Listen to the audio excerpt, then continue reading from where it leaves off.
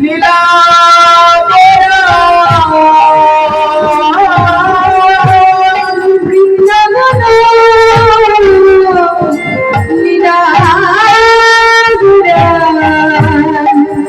মনেতে পড়ল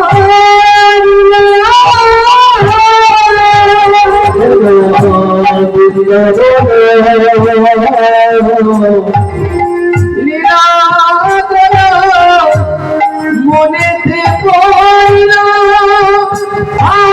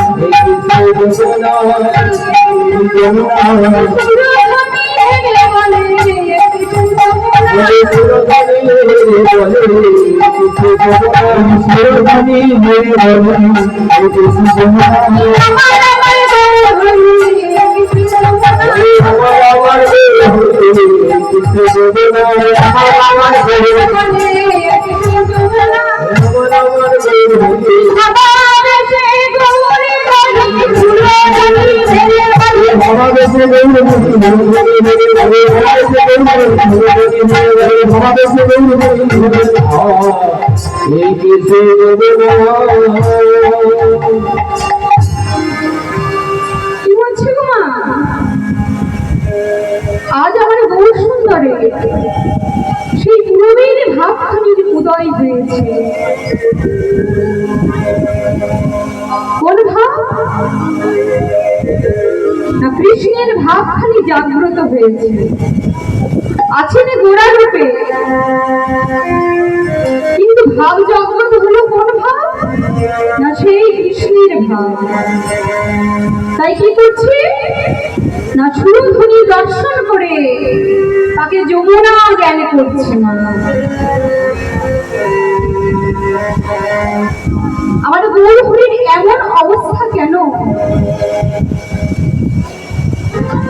একদিনে রাধা রানী ক্রন্দন করছে, তার অষ্ট সখী ক্রন্দন করছে হা কৃষ্ণ বলে। প্রাণ গোবিন্দই আমার ছুটতে ছুটতে সেখানে এসে রাধা রানীর চোখে জল দেখে, অষ্ট সখীর চোখে জল দেখে জিজ্ঞাসা করছে, হিরাই সখীগণ, তোমরা তো যা চেয়েছ তাই পেয়েছ।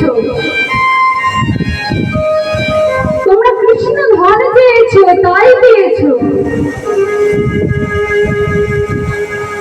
তবে তো তোমাদের আনন্দ করার কথা, তোমরা এভাবে ক্রন্দন করছো কেন? শ্রীমতী রাধা রানী আমারে বললেন, হে প্রাণনা,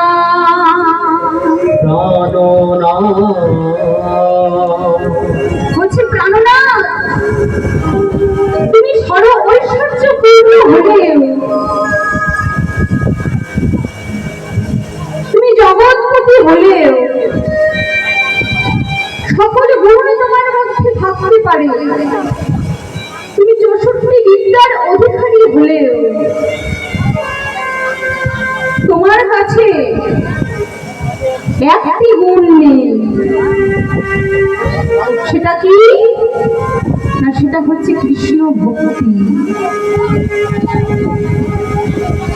আর যদি কৃষ্ণ ভক্তি হতে হয়, কৃষ্ণের ভক্তি যদি পেতে হয়, তবে কি করতে হবে জানো? তোমায় এই রাজরাজ পরিত্যাগ করে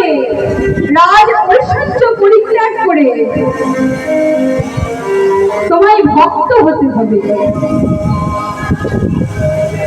তাই প্রাণ গোবিন্দ আমার কি বললেন না, প্রাণ গোবিন্দের আজ মনে মনে বড় বাসনা হয়েছে। বলছি গোপী, তোমরা যেভাবে ক্রন্দন করো, সেই ক্রন্দনে যে কত সুখ আছে, সেই সুখ আমি একবার অনুভব করতে চাই। বলি কই ছান তুয়া প্রেমা, কই ছান মধুরিমা, ছান তুয়া সুখ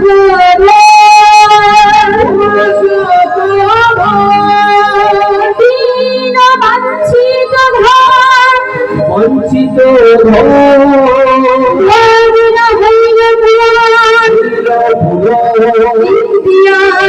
পাই